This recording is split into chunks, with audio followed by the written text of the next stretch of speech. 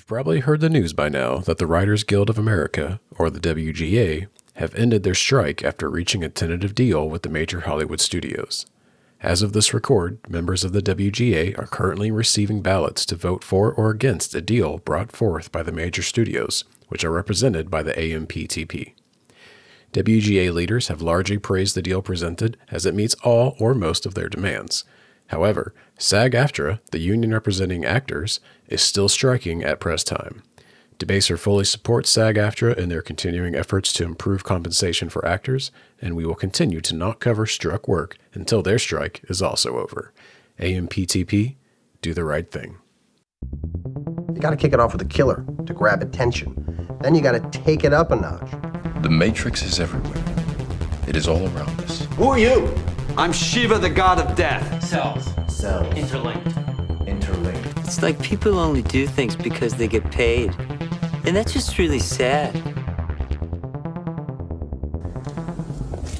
Hello. I'm sorry to bother you. So. What would you like to know? Do you believe in the existence of witches? I have known some women who are said to be witches. Really? I've studied the phenomenon for a long time. I'm of the opinion that it is an important appendage of contemporary psychiatry. You're skeptical, my dear. Well, frankly, it is a little hard to believe. What do witches do? They are malefic, negative and destructive. Their knowledge of the art of the occult gives them tremendous powers. They can change the course of events and people's lives, but only to do harm. You don't believe me? No. Their goal is to accumulate great personal wealth, but that can only be achieved by injury to others. They can cause suffering, sickness, and even the death of those who, for whatever reason, have offended them. Folks, welcome to Debaser, a film podcast. I'm Jared Rusk, and I'm joined by my co-host, Will. Guten Tag. Okay, it is set in Germany. On this show, we explore both new and familiar movies as we attempt to analyze and interpret them, all in an effort to debase the films and ourselves. It does take place in Germany. How could you not? How could you not? How were you taken aback by that? I just didn't expect you to come in with German. I wish I knew it's how an to say, Italian film. Yeah, I was going to say, I don't know how Germany. to say hello in Italian. Yeah. Otherwise, I would have. So we're talking about Suspiria, the original 1977. Yeah, I would say 1977 Italian horror film by Dario Argento. That's right. We're jumping right into it. Suspiria. Suspiria is available to watch on the Criterion Channel, Canopy, and Tubi. Okay. The film stars Jessica Harper, Stephanie Cassini, and Flavio Bucchi. Oh, bud. I don't know, man. Sorry, Flavio. You got a great first name. I butchered your last name. I apologize. So the brief synopsis of this film. An American newcomer to a prestigious German ballet academy comes to realize that the school is a front for something sinister amid a series of grisly murders. Suspiria is directed by Dario Argento. The screenplay was written by Argento and his then-wife, Daria Nicolodi, based on short stories derived from an 1845 collection of poems by Thomas de Quincey entitled Suspiria de Profundis, which translates from Latin to Sighs from the Depths. Dario and Daria, and they couldn't stay married? Yeah. What a tragedy. I know. God damn. I bet they were a sick couple, like just like a cool power couple that had like the most gothic, like insane house maybe. I bet. Dario Argento is a well-known and influential Italian writer and director that made many horror films in the 1970s and 80s. Such as? I'm getting there. Chill out. Chill out. Oh my God. I'm sorry. I just don't like foreplay. I'm coming in hot because I know you didn't like this movie and I'm already fucking mad about it. God damn it. Yeah, spoiler warning. I didn't like this fucking movie. Aside from Suspiria, some of his most well-known films include Tenebrae, Phenomena. Okay. I'm going with Phenomena. Okay. Opera, Cat o' Nine Tails, and Four Flies on Grey Velvet. I've not seen a single one of those. Tenebrae or Tenebrae? Tenebrae is the only other one I actually know out of all of those. He also made two films that serve as like spiritual sequels to this film. Yeah, Mother of Tears, right, is one of them. Right. It's like the Mother trilogy because there's like three different mothers, like three different witches. Yeah, the crones, yeah. And my wife and I watched them over as the pandemic was happening. And Okay. like they're all thoroughly entertaining, but if you didn't like this, I guess don't watch them. That's what really bummed me out about this. Suspiria was later remade in 2018 by Italian director Luca Guadagnino. I hope I got that right. I did spell it phonetically for myself. Can I see here. it real quick? Yeah. You might know him as the director of Call Me By Your Name. Suspiria, really? The 2018 remake of Suspiria was his follow-up to Call Me By Your Name, which I love telling people because that's a whiplash of a double feature. Oh yeah, Guadagnino. Yeah, I spelled it phonetically for myself so I could try to get it right. So the apologies. remake is superior in all ways. Anyways, continue. We'll get into it. I do. Okay, just very quickly. Yes. I do love the remake. I think it's incredible. Yeah, it's really good. But I don't think we'd have it without this. Like, I think this movie was so unique and impressive for its time. And I love... So Dario Argento is largely known as the purveyor of the Giallo, I think it's pronounced. Giallo. Maybe Giallo. Giallo. Yeah. I'm sure someone that speaks Italian is listening, just ripping their fucking eyeballs out. I can't wait to drive down here and shoot the both of us. Maybe I'll drop in what it's actually called if I Google it later. Okay. So Dario Argento largely is a director of many films that created the Giallo genre. and these films are basically were made during the Technicolor, so they're very bright, colorful, expressionistic, which was not really a thing that a lot of films did outside of the black and white era. Now I know why you like this movie. Yeah, and they're also shocking. They're laden with gore and viscera. They have lots of quiet moments, and then there's just sudden, intense moments of murder, like gratuitous murder, essentially. And they're usually just like murder mysteries that like play out slowly with shocking scenes of murders, intersped throughout. Suspiria initially received mixed reviews from critics, but was financially successful in both Italy and America, and it is Argento's highest grossing film in America to date. Suspiria's critical reception has changed in more recent years as it became a cult classic and ranks highly on many lists of horror and international films. You're fucking kidding me. I'm dead serious. This movie's a cult classic for a reason. Just keep going.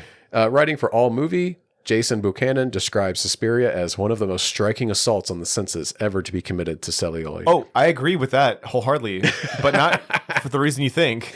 This unrelenting tale of supernatural was, and likely still is, the closest a filmmaker has ever come to capturing a nightmare on film.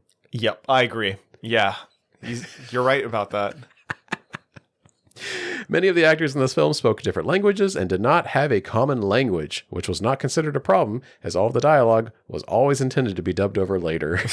Oh, okay, that's what... This did make filming some scenes between actors difficult and added an air of strangeness.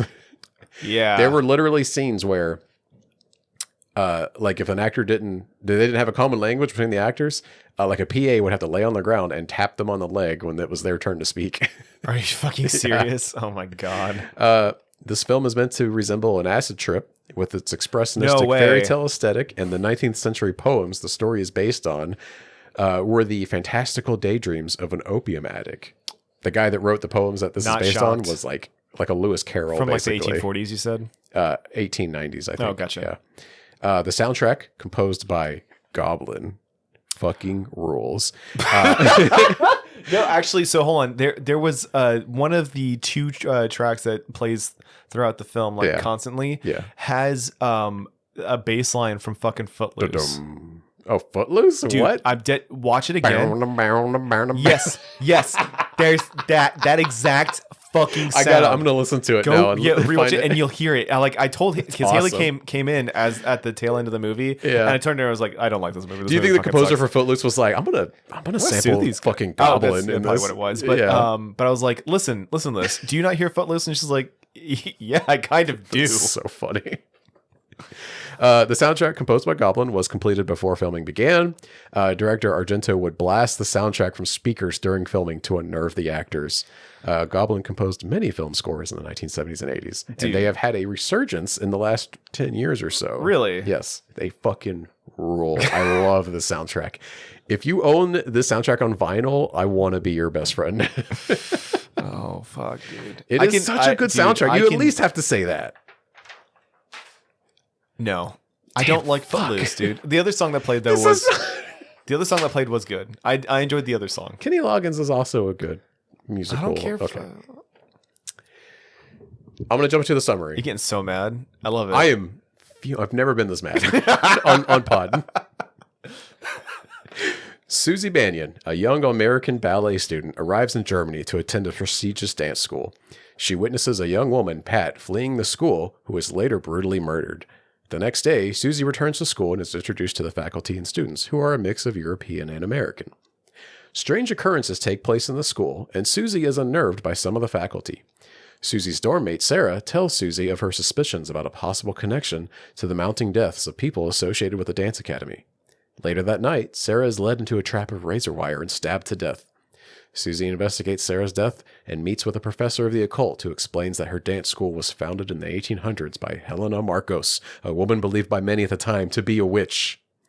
Susie returns to the school to find that the staff and students are out attending a ballet. Susie begins to investigate the mysterious footsteps she's been hearing under her dormitory and finds a hidden door in the headmistress's office. Susie spies on several of the school staff plotting in secret to kill her, and Susie is discovered. She escapes to a nearby bedroom, only to find the head witch, Helena Marcos, asleep inside. Susie accidentally awakens Marcos, who turns herself invisible and animates the murdered body of Sarah, which enters the room to murder Susie. Susie notices that Marcos is illuminated by strikes of lightning from the outside window and stabs at the silhouette, killing Marcos. With the head witch dead, the faculty coven perish, and the school begins to implode as Susie makes her exit through the front doors. And that's the entire film. I know. It was an hour and 38 minutes of just camp. Just the fucking cheesiest shit. This is not camp, and that's homophobic of you to say that. Cheesiest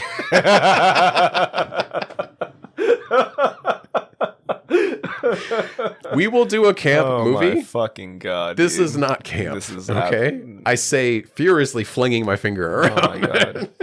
Jesus Christ. You start, and then I'll. This film opens, and we immediately get introduced to our soundtrack, which is a very creepy synthesizer score with a man whispering "witch" in the background. That's right. Yeah, and then a bunch of like nonsense. He's whispering other nonsense while saying "witch." It's so good. This movie. The one thing I appreciated about this film, because I wrote a few things down and then I stopped writing stuff because I was like, I don't like this fucking movie. You bitch. But I was like, dude, this movie fucking immediately starts going crazy. Like they got the witch and like people running around in the fucking forest and shit. And then like a girl gets murdered within 5 minutes of the film, and she's like, stabbed multiple times, stabbed in her heart, and then thrown off of through a glass stained ceiling. glass ceiling fixture, gets hung, and then the other girl that's like screaming murder, there's a murder, gets impaled by the debris. I was like, God damn, this is getting. It opens with a very shocking and like visually like impressive but stressing murder. I wasn't impressed. It's great. Okay, but I was, and like before she's stabbed multiple times, like a nasty arm breaks through her window and smashes her face into glass. Like, she's looking out the window, and you can tell she's drawn to it, and all of a sudden, like this invisible man just comes through and pulls her in and starts, slamming her head into the glass. Then she gets dragged up to the ceiling, and that's where they stab her and throw her through the ceiling. Anyways, so like, I was like, oh wow, this movie doesn't waste any fucking time at all. No, and it opens intentionally to be shocking, and then we have like 20 minutes of like just plot development. So Susie goes to the school, finally gets in and gets introduced to everybody, gets shown. First, her dorm isn't ready, so she stays off campus with one of the other students. Yeah. You have to pay me $50. But then the first time that she goes to her first dance practice, she is unnerved by, like in a hallway by one of the staff and like the young boy. Yeah. Oh, yeah. And that lady straight up is sitting on a fucking chair with that young boy, and she goes, "Witch!" And then fucking beam of light hits her. They point like a little mirror thing that they have at her, and it like gives her a headache, and she passes out and has a hemorrhage while she's dancing. And she's like, "Witch!" at her. Yeah, it's pretty clear from the beginning that like witches are involved. They're witches. Yeah. Which was not the case for the. Are we allowed to talk about the remake? I mean, a little bit.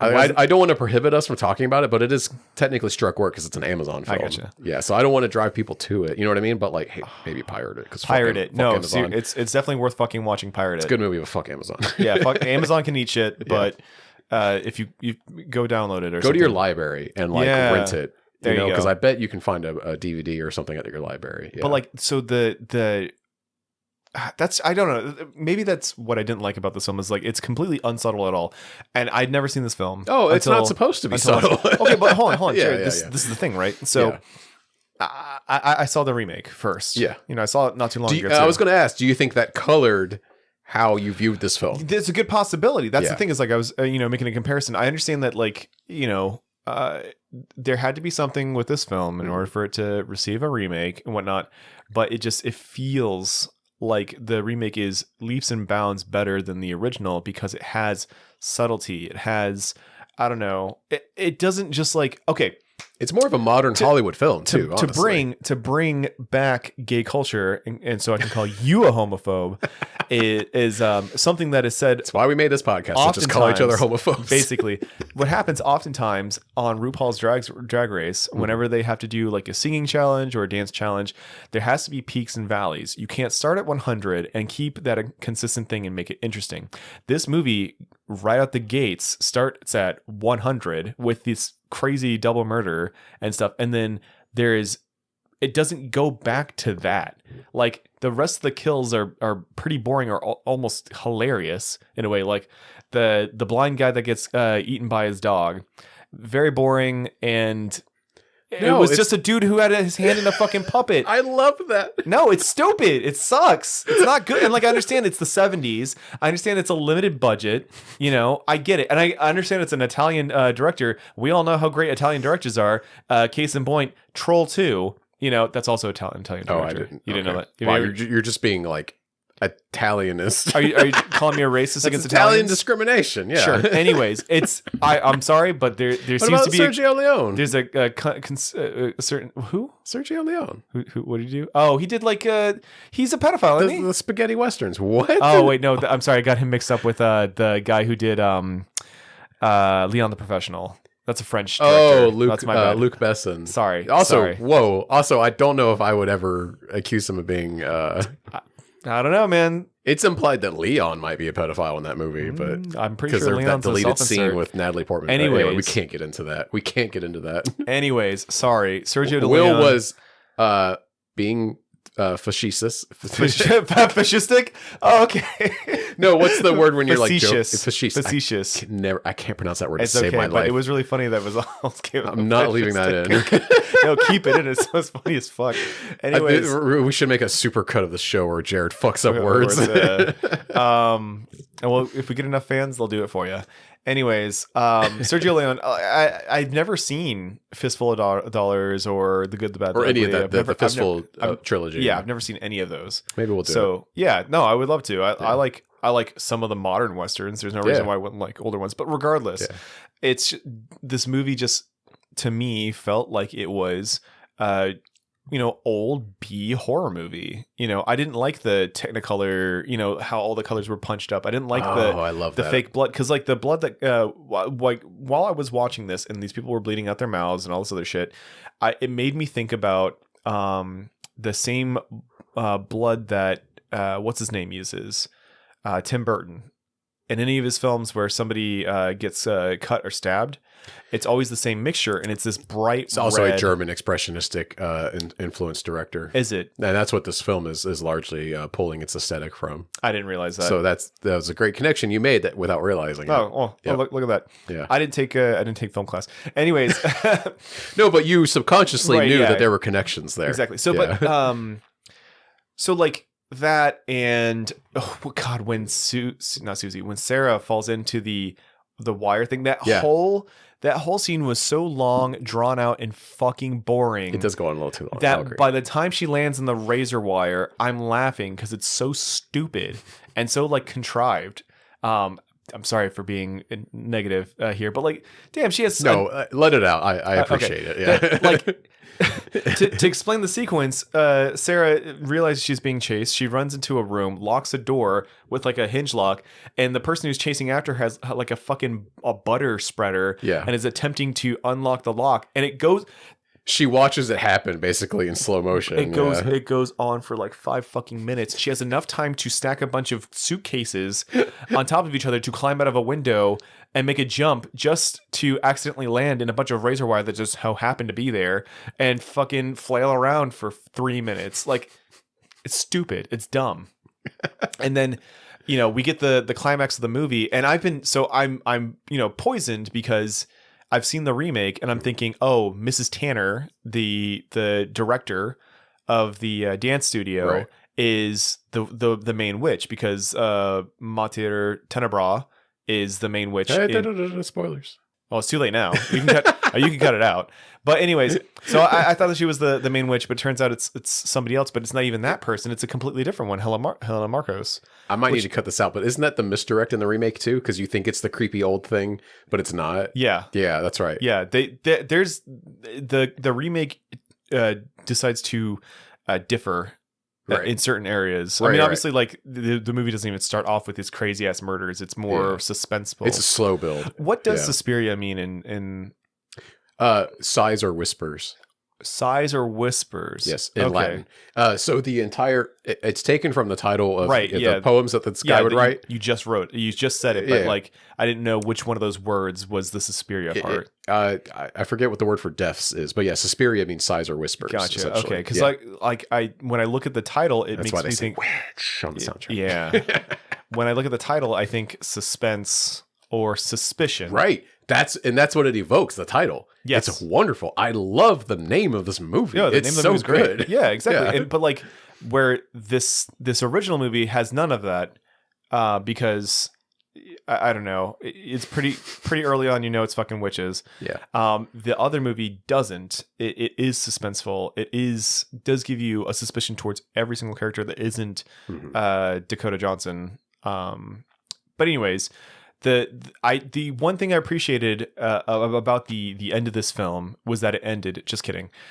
It was the final fight between Susie and Helena Marcos, because it's almost handled like a boss fight in a way. Like, she just like kind of trips over her body, realizes it's her, and then wakes her up by accident. And it's like, oh fuck, I need to take a potion of invisibility. Also, animate dead. And then Sarah's like, body I love how there's like pins in her eyes, and that freaks me out every time I look at it. And she's coming in there with a giant knife. It's great. But then the lightning strike when it illuminates Marcos, it's so fucking and it's like cheesy. clearly like a fucking like animated cell of her silhouette. It sucks. Damn. And then she gets stabbed in the neck, and I was like, thank God this is fucking over, because I hated it. Oh, did you appreciate though how quickly it wraps up after that happens? Yeah, because like almost immediately she stabs Marcos.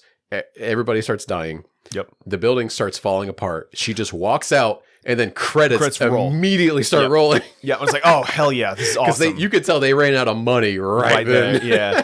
I liked that when one of the doors gets blown off the hinges. You can see the rope keeping it from fucking going too far. Yeah. Fuck this movie. Jesus Christ. Damn. What I find I want to hear endearing about it. Yeah, let's hear it. Is all the things that you've named that you hated about it. It's man. So hold on. Yeah. Go ahead. Okay. But this comes right back to the Sam Raimi of everything. Yes, I can see that. I don't know what to tell you. I have no idea what to tell you. I do like dark comedies, and I do you like hate fun. It's not true. You want people to be miserable. Partially. But no, I don't hate fun. Because the remake, everyone's miserable. Yeah, but that makes it more interesting. I'm a miserable person, so I want everybody to be miserable. I'm just kidding. No, and it's not like everyone in this movie is like sunshine and puppy dogs, but they're having fun. Like, the movie it's a fun time. This is the kind of movie that you could play at midnight. This is the kind of movie that you could play at midnight in a theater. And people would like, everybody's throwing popcorn and having a good time. Yes, because it's bad. Yeah. No, it's not because bad. It's a bad fun. movie. No. It's bad. That's the whole reason why we watched Troll 2 is because it's a bad fucking movie. That movie's bad. Yes, that movie is actually way Objectively worse. Yeah, bad. no, that movie's actually way worse than Suspiria. By leaps and bounds. You can clearly see the competency. I think that Mr. Argento was held back by a budget and the times. This was an early film for him, and it was made on a lower 70s. budget. Like, because I've seen the two sequels in the Mother trilogy. The whole reason why I want to watch those is because in one of them they throw a baby off a bridge. That's crazy. That's fucking unreal. But you can tell, like, he kind of levels up in those a little bit. Like, he's got more experience and more budget, too. I gotcha. Because he made a lot of money off of this movie. Like, it was his most successful film, at least in America, like internationally. And he just became a household name in Italy and like certain cult, movie households in America. Because, like, I've known his name before I'd ever seen one of his movies. Yeah, I've heard the name too, and I want to say you're probably the person who's throwing his name out there. Yeah, but I don't know, man. I don't fuck with this. But anyways, continue. Well, I'm glad you saw it. I have to remember that you hate fun. It's not true. You know what's funny is when we were talking about Megan, and I went back and that's right, you hated that movie too. I re-listened to that episode and I was like, man, I had a great response to the I hate fun thing by saying like, no, I like this movie and it's a horror movie that is also a comedy or has like comedic elements to it, and I enjoyed that, but I can't remember what the fuck that movie is, and now I just look like a person who hates fun. Yeah, what was it? Did you ever remember it? I did, like 3 months ago. And I never brought it back up. Was it like Shaun of the Dead or something? No, but like I wouldn't consider Shaun of the Dead a horror movie. Really? Yeah, I think it's horror comedy. Sorry, like, not to right down the middle. Not to derail the episode, but no, I don't think of it as a horror movie. I think it's a comedy that just happens to have like zombies in it. Like, yeah, people die, but like I don't know, it's not gruesome. It doesn't have like jump scares. It's not like a traditional horror movie. I don't think I would classify it as a horror movie. Wow. Beat me up or whatever. I don't really care. But like, I don't consider, like, same thing with just come outside. Just come outside real quick. I just want to talk. Yeah, I just want to talk. But like, it's the same thing with Edgar Wright is out there. He just wants to see you real fast. If only. But it's the same thing with the other two movies. Like, one of them's supposed to be Hot Fuzz. It's an action movie. Yeah, it's an action movie, but like that has horror elements in it too, because there's people that are getting murdered, like people in get a murdered Scream in action style movies all the time. But like not Cloak and Dagger, In the Shadows, like that's a thriller kind of thing. Yeah, I don't know, whatever. You have to stop me. I'm the slasher of prices. Timothy Dalton's great in that. Everybody's great in that. Everybody's great. That is a good movie. It's not like I didn't even like those movies. I do. Do you not think that At World's End is a sci-fi movie? It's absolutely a sci-fi movie. So why does Shaun of the Dead not get the horror label? I don't know. I don't insane. See it. Okay, when people say, you have such arbitrary like definitions for things, then. We all? Do we not? Yeah, all? but yours are more esoteric. It seems. Like, what are you doing? I don't know what to tell you, man. It's category fraud, is what bro. you're I doing. can't wait till we start, talking about Martyrs, and you're like, yeah, it's actually not a horror movie. I would Our Martyrs classify episode this is either as going to be 6 hours long or 6 minutes long. I don't know. I'm sorry, but yeah, I don't consider it. I don't. When people say, "Oh, I like horror movies," I'm not thinking like, "Oh, you like Shaun of the Dead?" Like it's not the first thing that comes to mind. I think that's an extended part because it's a split genre film to me. Yeah. You know what I mean? It's bridging two different things. Sure. And that's why I don't immediately go to it. Because you think something is right down the middle, that's straight horror. Mm-hmm. Like, but you can go in so many different ways with that genre, because it could mean, like Friday the 13th movie. Yeah. Or it could mean, like The Descent, like two completely different movies. Right. But both of those are horror movies. It could mean Suspiria, or it could mean Megan. Suspiria. Completely different movies. Yeah. Like it's all over the place. I get it. Yeah. I just Shaun of the Dead doesn't land. Okay, in there with weird. me. So Suspiria is a very fun movie, despite Will. I like that you just, if we're gonna be doing label swapping or what have you, then I guess you are allowed to swap bad with fun. Continue. I love what they've done with the celluloid, essentially. So a lot of people mistakenly think that this image was processed with like a certain Technicolor type of film. Yeah. And it wasn't. What it was done was it was processed on one of the last, like, it's very technical, so I'm getting kind of lost, but it was processed on one of the last like 3-color Technicolor machines when the film was being processed. Oh, okay. And those machines were then like decommissioned after they finished with this film. So like Oh, wow. no other film ever got made that same way. Yeah. And that's why they were able to get the colors to look the way that they do in this film. They're just so bright and colorful. And it adds so much. It's a part of the character of this film. And oh yeah, you were 100%. complaining you don't like how the blood looks, but it looks like red paint. Yeah, it does. And it turns you off, evidently, but yeah, I find it fun because this movie is trying to look like, and I've said this a couple of times already, but this movie is trying to look like an expressionistic, like German fairy tale. And I think it does. I think it succeeds at that. And maybe it does for you. It just, but I don't like you fun. don't care for it. Exactly. Yeah, I don't like hate fun. I hate fun. Do not like fun. I do think they're doing the best with what they can with their budget. Oh, 100%. The guy has have a vision and he wants to do certain things. It's just right. When you have restraints, it's hard to like, I can't draw. I have art in my head, things that I would like to put to paper, but my hand does not allow me to do it. That is a restraint. I understand. Your technical ability is what prohibits you. Exactly. So I understand all of the limitations, but all those limitations ruin everything for me. Right. Well, I don't know where I'm going with this. It's hard to break it down and analyze it when I know that you're just so I'm listening. Opposed to I'm receptive. I'm receptive.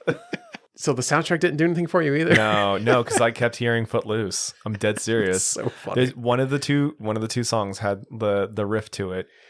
There is the repeated and then it plays the organ like so that one I liked that one. That one's pretty good. Yeah, because it does exactly what it's supposed to. It adds tension and suspense to whatever's happening. It leads like a into sense a of crescendo. eeriness, which I love. Yeah, that one's good. That one's fine. But it's the other one. The other one that has the brown and now. I'm so mad if I go back and then that's all I'm going to be able to hear. Now I'm going to curse you. It's fine. There are okay. The maggot scene. Yeah. Nothing. No, that was gross. That was gross. B, the whole time. So this is another thing. Like, you know how I'm ruining the song for you. Certain things that I've read ruin certain scenes for me. Yeah. So I know back in the day, I don't know how far back, but I know that when they did like the Shawshank Redemption, they had to wait for a maggot to die before they could feed it to the crow. Oh, because of the Humane Society rules exactly. and stuff, or ASPCA, I think. Yeah. So in this one, I assumed A, because it was Italian, and B, it was the 70s. They didn't care. Yeah. So, woe have you. I kill, ants all the fucking time when they're in my house. So I don't particularly care that these maggots were being stepped on. But all I could think about was, I wonder if they waited for the maggots to die before they stepped on these things. Yeah. And you did it in the Morgan Freeman voice for some reason. I did exactly in the Morgan Freeman voice. So I didn't. Who cares? What maggots? So creepy. I can see you dying over there. A man once said that maggots are a beautiful thing and worth fighting for. I agree with that second part. It's the end of 7. Oh my god. Oh man, I haven't seen that movie in forever. That movie's fucked. Yeah, that movie is fucked. I remember seeing it young and being like, what the fuck? I saw it when I was like 18 or 19. I saw it on TV, so like it was edited. Wow. Holy shit. Because I didn't even remember, because I remember rewatching it on DVD later and then the knife dildo thing and being like... Dude, 100% that has stuck with me. Do you have like a favorite scene? Anything that you were actually entertained by? My favorite scene of the movie was unironically the boss fight at the end, because I thought it was like, oh right, the Marcos, yeah, because it was funny, but I don't know, funny in the sense that like this guy had the prescience to, or maybe no, this is the 70s. I was like, maybe Argento played a lot of D&D and like he was like, oh man, hags are really fucking annoying to fight in D&D. What if I made a movie about a hag? And then, you know, he pulled up the character sheet and did the thing. So like I like that. You know, a scene that sticks out to me that I think this is another Italian thing. Call me racist, I don't care. Against Italians. Let me put that bullet. I'm just laughing because you don't know this, but there's a podcast I really enjoy where they're always racist against Italians. Yeah, it's a running joke that like one of the co-hosts hates Italians and he like leans into it really hard. I don't hate Italians. I love Italian food. But there's certain things that are recurring that are a little concerning. So like when the two girls go to the pool, I had no idea. They were going to the pool because they were wearing their shirts. They were wearing like cloth. And they go in the pool. It's fucking weird, man. I don't know. There's things about this movie that I just don't care for. You just hate Europeans, I think. Maybe that's what it is. Yeah. You know, I don't like European films. I hated All Quiet on the Western Front. Terrible movie. And Martyrs is French too, isn't it? Yeah, Martyrs is French. Awful movie. Too heady for me. I had no idea what's going on in it. It's goddamn French. It's fucking French. And they're torture porn. I do really enjoy that scene where, because of the maggot infestation, all the girls have to sleep in the gymnasium with like a bunch of drapes. That was cool. Yeah. Especially because I realized that there are scenes where Argento wants everything to be completely pitch black. Like there's the characters aren't supposed to know what's going on around them. Mm-hmm. But he bathes the scene in either red or green. Mm-hmm. There's a lot of red in this movie, like a shit ton of red. Yeah. But that, I don't know if that's like supposed to be warning us of danger, because I don't know if green's supposed to mean. I think it's supposed to be eerie, peaceful. You know. Well, okay, so I bring that up not to derail us from the scene you're just talking about, but the final scene where the scene where Sarah is about to die, right? The room she's in is green. She opens the door. Outside is red, but it's supposed to be pitch black in both instances. Right. Is that supposed to be foreshadowing her death? Who knows? Anyways. If nothing else, it's at least jarring. Sure. Like it's such a color shift between. That's not standard, you know. I know, but again, it looks like a fairy tale, you know. Yeah, I guess. But like, so the whole time that they're in the gymnasium or wherever. The dance hall, sorry. And they're in there and they're talking about different things, you know, the footsteps and the snoring lady and whatnot. Right. Who's right behind them. The whole scene is bathed in red to tell me, or at least this is what I inferred from it, that they are in danger is ever present. They just can't see it. It's right, you know, behind the veil. Like, sure. Like I said, there are parts of this film that I understand are competently done. I get it. I just don't like it. I hate to spend 45 minutes to an hour saying how much I hate this movie. So the aesthetic wasn't doing it for you. No. The mise en scene wasn't doing it for you. The what? The mise en scene. What the fuck is that? Don't worry about it. We'll do a like an introductory film class episode where I'll run through some topics. Just tell me what it is so you can mansplain it to me. Oh, you don't actually know the definition. That's fine. No, it's just a word you pull out to impress your friends. Oh, well, you know, I was impressed until you had to pull out your phone to fucking explain it to me. Okay, for real, before I actually read it, if I had to pull it from memory, it's how everything in the scene, like that's everything that's on camera. Yeah. Like the impression that it gives you, essentially, like how it's all tying together, like everything from the lighting, the props, the costumes. Okay. Yeah, all of that does it except for the kills. Because and I get it, because they're over the top, or they're too like they're over the top without having the means to make it look good. Okay, that's like, I'm sorry, but I'm not gonna be impressed with a fucking dog puppet on a guy's throat, and the guy's okay. Like, that one aside, were the other ones like even the opening one? I think is really jarring. I think they blew their load with the opening one, but it because it did work. You mean? I mean, kind of, but it also like kept going. You can't make a gum shot analogy. Yes, I can. If we're gonna hang out for an hour and a half, right, and we start fooling around, and you fucking nut immediately, oh my god, the rest of the time's gonna be boring. You have to go blue. Yes. Anyways, I gotta mark this episode explicit now. Just cut it out. Who cares? I'm kidding. Anyways, but like even that scene was over the top and took forever. Like the killer stabbed that girl like 20 times, And like, yeah, we get it. And then they show a heart that is beating, and then he stabs it, and it stops. Like, okay, we get it. She's dead. Holy shit. You know? Well, it's supposed to be jarring, yeah. It's not. It was annoying. It was like... Well, I think also... It dragged. I think potentially here, you are poisoned by so many other films that have done things incredibly worse than this. You know what I mean? Not worse, but on this level or higher with a bigger budget. Yeah. So for the time, for 1977, yeah, I'm sure that was incredibly jarring. I'm sure it was jarring audiences. because you're forcing people who paid, $1 to come see this movie. Because if that, honestly, yeah, I actually have no idea how much it would be. Anyways, you're causing people who paid for a seat in a theater to watch this. And they're already pot committed, so they have to sit there for the 5 minutes that you're having this girl get stabbed. I get it. That would be jarring. Me in my bed at 9:00 at night in the year 2023, in the year of 2023, after being permanently scarred by martyrs, it's nothing. Yeah. It's boring. I do think there was nothing else like this at the time. Sure, I have no idea. I don't have the context for that because I don't watch a bunch of old horror movies. Like I when I was watching this, I was thinking to myself, okay, what was happening in America at this time? Like, what were we releasing at this time? Were we doing Friday the 13th or in film? In film, yeah, no, not. I was gonna say Watergate, the gas shortage. Yeah, no, not that. But like, yeah, what were our films coming out at the time? Is all the stuff that was poisoned by the Reagan era politics. So like, Halloween, not quite. No, early 80s. You're thinking. Oh yeah, okay, that's my bad. Okay, so then so we weren't doing Friday the 13th or Halloween or Texas Chainsaw Massacre, none of that stuff. That was all the 80s, right? Yeah. Okay, so then when was Rosemary's Baby?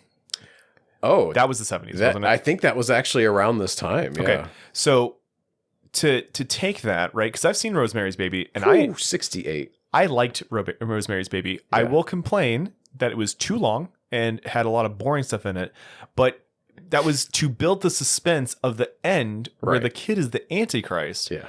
That was cool. That like it all paid off. It built to something. This thing started off at the peak and only kept going down. Am I wrong?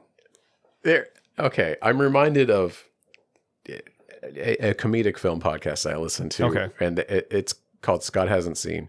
And they have a recurring bit on the show that there was a delineation line in film, and it was 1993. When did Jurassic Park come out? 93. 93. Yeah. So their joke is that, and honestly, I say it's a joke, but they kind of lean into it because I think they do have some, they are being a little bit truthful about it, but they're like, there was no good film before 1993. But I think what they mean is it's hard to look at film, with a modern eye that predates that and compare it, because especially if you weren't alive at that time, because so much has changed, you know what I mean? And I think it's a mix of our attention spans, our expectations, budgets, all kinds of things. Yeah. The modern era has brought a lot of things that can poison an older film, Sure. And it can be harder for some people to separate that. Yeah. Look. And some people just don't like that fun. Some people just don't like fun. Now that I'm thinking about it. I'm going to needle you with that every time. No, it's fine. It's fine. Come to think about that, 1977, did we not get Star Wars like right the same year? I mean, yeah, Sorcerer and Star Wars were like a year after this, I think. If not 2 years later. Yeah. Some movies have it and some movies don't. And I'm sorry, but for me, this one doesn't. Sorcerer was the same year. Yeah. It fucking rules. Yeah. So, I mean, like, I don't know. I'm not trying to compare it to anything. I'm just like in the context of the time. Cause like I can totally sound like some fucking millennial that hasn't watched anything, that came out before Jurassic Park and be poisoned by all of the horror movies that I watch. Oh no, I should say that the two hosts of the show are older than us. Okay. Yeah. And one was born in the 70s. Oh, but like makes that joke that like, there's no good movies before 1993. Yeah. But like I can understand the idea of, being so far, like 50 years removed from this movie and watching it and being like, oh, this fucking sucks. But like, I like older movies. I like The Thing, like The Thing is fucking great.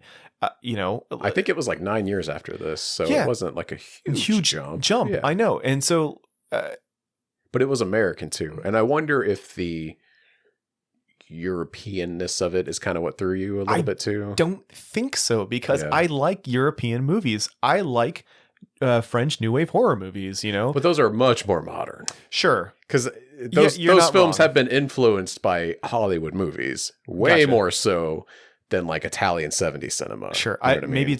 Maybe you're right. I just don't like Italians. Yeah. We'll go there. I mean, Columbus Day is coming up and you're pissed off about that, aren't you? You're like, not because of Indigenous Peoples Day. You're just like, I fucking hate Italians. I hate Italians so much. So to return to mise en scene, I should have done this sooner. No, but it's okay. It was good. It was good the actual like academic definition. Yeah. Mise en scene is a French term meaning putting on stage. It combines elements such as lighting, composition, art direction, costuming, makeup, and texture. Mise en scene is almost everything that happens in front of a camera in a particular scene. So I think I had you nailed it. It's almost like I took a film class in community college. Like you did, yeah. 10 years ago. No, 12 years ago. I retook it recently, actually, but got to get that A, baby. Yeah, you do have to get that Had to get that degree. I'm so sorry I didn't like this movie, man. It's okay. I'm not going to take it personally. Once again, I think it made for a pretty hilarious conversation, at least. You didn't like Chappie, so it's okay. Like I get it. But I wasn't...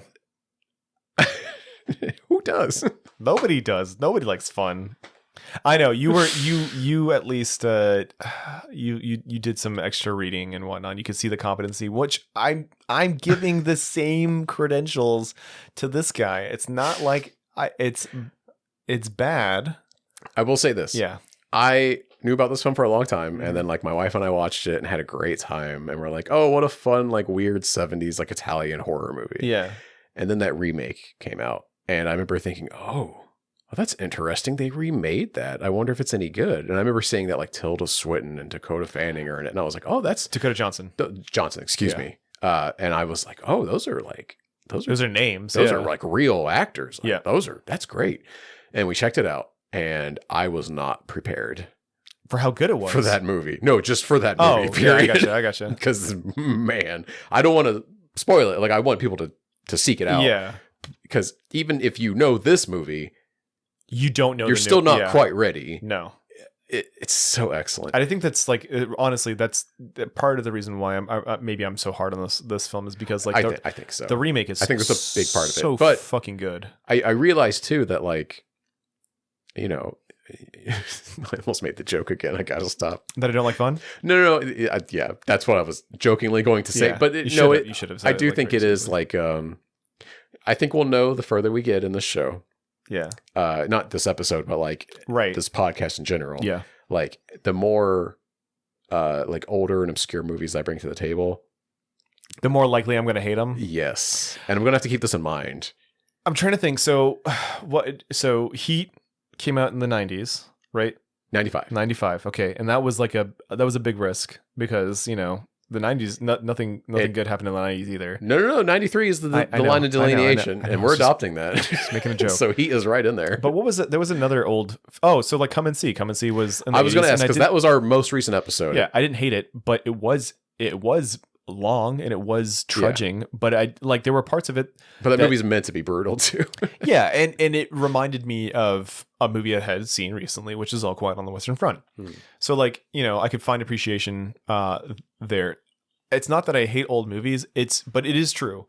Anytime that Haley's like, oh, I want to watch a Vincent Price film, I'm usually headphones in, or I'm gonna work. I'm gonna go into a completely different room. So you don't appreciate those like Roger Corman, you know, like honestly low budget, like kind of cheesy horror movies. Yeah, I don't care for them. And that makes a lot of sense because those I think have the most in American cinema have the most in common with this film. Yeah, that makes a lot of sense. So case in point, you know, I want to say it was either last year or the year before that. Haley was watching a lot of like the House of Haunted Hill on Haunted Hill or whatever. The original one, not the remake from the late 90s that I love. No, it's not that one. Anyway, but I have seen that one. Yes. But like at the very end, a skeleton pops out of an acid pit. Yeah. And I remember looking over and being like, what the fuck is going on? And my wife was like, this is the most badass thing I've ever seen in my entire life. Because it's straight up on a string. Like, you can see the string and everything. We're getting your fucking wife on this podcast. I We know. should have done Suspiria with her. Did she watch it with you? She watched the tail end because she was putting my son down to sleep. Did she have any? No, she also didn't care for it. I was like, she asked me, she was like, so how is it? I'm like, I don't like this. And don't poison her. Okay, Don't well, poison she her, watched the Will. last half hour of that movie and was also like, yeah, this is pretty rough. That's the worst part to walk in on, the last half hour. Jared, it's all the same. It's all the same movie. The whole fucking thing's the exact same. No, the house is exploding. It was before that. The house doesn't explode for half an hour. The house explodes for 2 minutes. Yeah, right. Yeah, That's I know right. I'm right because I It's watched like the goddamn super- movie. Anyways. Yeah, older horror movies I don't care for. I have an appreciation for them. I think Vincent Price is a very lovely man. You know, he did a lot to pave the way for, you know, future horror movie actors and whatnot. Yeah, I have a T-shirt with him on it. yeah, I get it. But like, it's just not for me, man. Yeah. I started off horror with fucking Saw. You know, we talked about this. It's true. Yeah, I know. That's why I'm laughing harder. And that's why you love Mars. That makes so much sense. Yeah, we're making connections. There's a pipeline. We are understanding the psyche that is Will. I can't wait to talk about Martyrs with you. Oh god, hey, it's coming up. I know it's coming up. Oh my god, and I can't wait for you to be like, I hate this movie, even though I know you don't hate that movie. I know deep in your fucking soul that you like that movie just as much as I do, but there's a part of you that won't allow it because you want to have... I find it repulsive. Like, I think it's interesting as a piece of art, but okay. Yeah, we were spoiling that episode. We have to save it. Yeah. Is that next week? That's next week. Yeah. We didn't even like preface this by saying, "Oh yeah, we're doing horror movies." Oh my god, do we have to redo our intro? Yeah, maybe. This is the start of October. Yeah, it's the start of October. We're doing horror movies. Of course we are. We're doing international horror movies. Well, non-Hollywood. Yeah. Oh yeah, they all are international. That was serendipitous. I didn't mean to do that. That wasn't intentional. I thought that was intentional. I was just trying to do non-struck work. Oh, gotcha. So we're opening with Suspiria, obviously. You're an hour into the episode, I imagine, by now. Close to it. Our second episode is going to be Martyrs, so brace yourselves. Fuck yeah. Then we're going to do One Cut of the Dead, I think we settled That's right. on. Yeah, we settled on that one. Although, if we have a backup in case if we get through we have to bail on that. If we get the whole thing and like neither of us are feeling it. I think the backup I would sooner bail on, to be honest with Climax, you. really. Yeah. Did you watch it? No, but I know that director. Oh, that's right. You Have you seen Irreversible? Yeah, I have. Yeah, and that one guy gets his face bashed in with a fucking fire extinguisher. That's not even the worst thing that happens in that movie. Doesn't somebody get raped?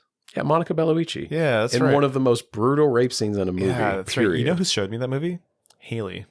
Oh my God, Haley! What is wrong with you? That was one of the first movies we watched together. I read about that movie and then watched some of it either on YouTube or I torrented it. I just remember scrolling through it with my mouse. Yeah, and just being like, I don't want to watch this. Yeah. Like I looked like the guy in Come and See, and I was like, I'm okay not watching this in full. Yeah, man. Climax is really good though, and it's you've already seen it. I've already seen it. Oh yeah, I've already seen it. Oh, I didn't know that. Oh, I thought I told you. No. Yeah, I'd already seen that because it was a movie that was suggested by Ari Aster. I thought that's why you wanted to see. I didn't know you already had. I already seen it. Yeah. Well, then we're going to end October with Talk to Me. Talk to Me, because it is technically not struck work. A24 has approved all they agreed. The WGA and SAG-AFTRA are not striking A24 because they agreed to their terms. That's right.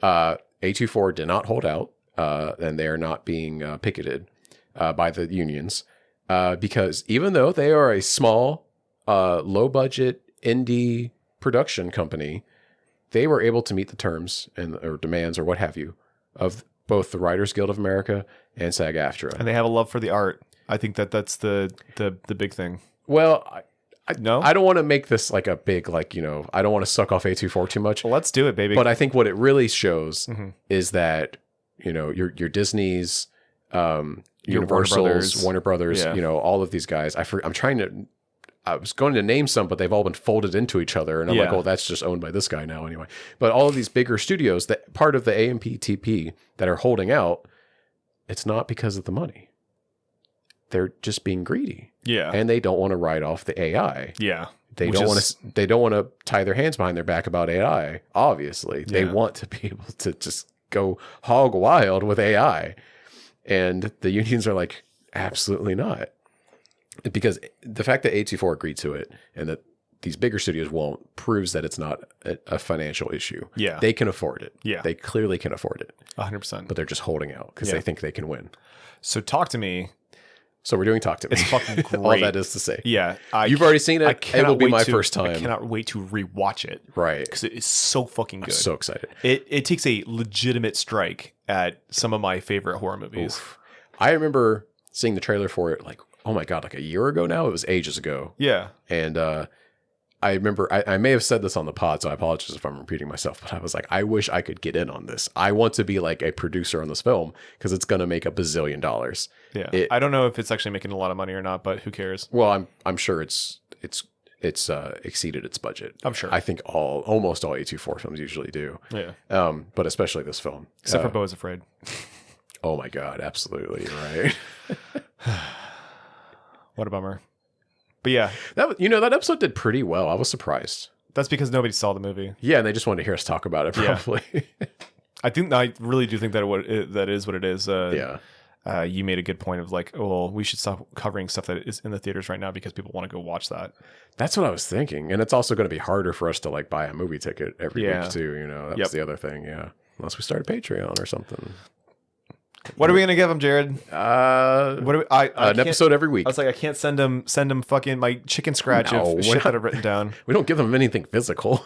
That's what those things usually do. We might need to go to an episode every other week, and then maybe we launch a Patreon where it's we fill in those empty weeks with Patreon episodes. The things that we don't like other people doing. Well, yeah, because I think it makes sense because like it is really hard putting out a new episode every week. I bet because it's just us. Yeah, it's just you and me, baby. and I don't even do half of the work. I come in here and I give you my bad opinion, and then I leave. And then I sit here and try to edit it furiously before I'm up till like midnight on Tuesday night trying to get it uploaded. Oh man. So yeah, we might be. We'll see what happens. Yeah. We'll see. Stay tuned, people. Yes. Will, do you have anything else you want to share about your opinions on Suspiria? I think my opinion's out there. I think that people know what I think. Susie. Sarah. I once read that names which begin with the letter S are the names of snakes.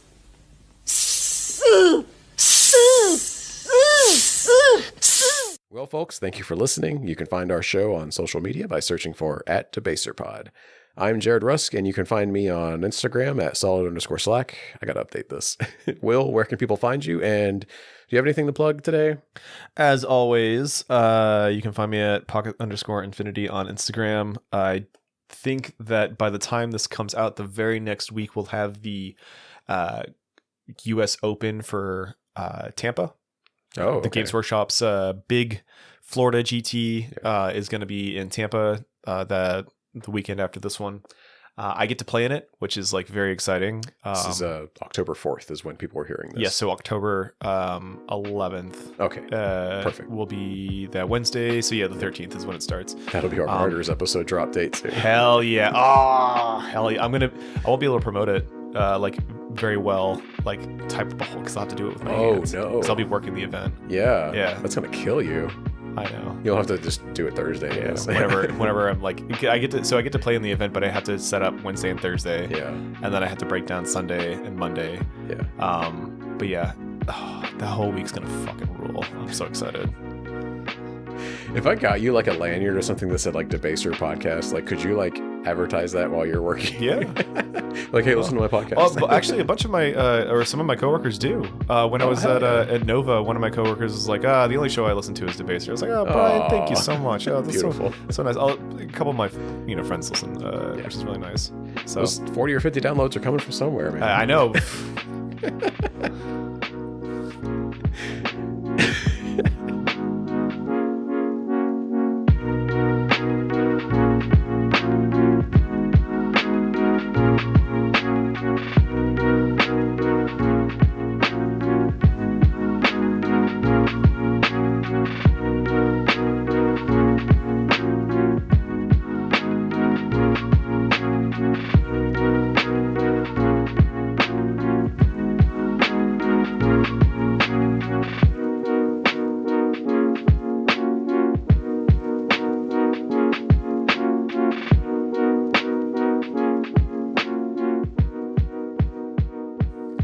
Debaser is hosted by Will Taylor and Jared Rusk, with production by Jared Rusk. Want to email the show? Send it to podcast@debaserpod.com. Want to help us out? Please leave us a review on your podcast platform of choice, especially Apple Podcast. And please tell a friend to listen to Debaser. Thank you for listening, and take care out there.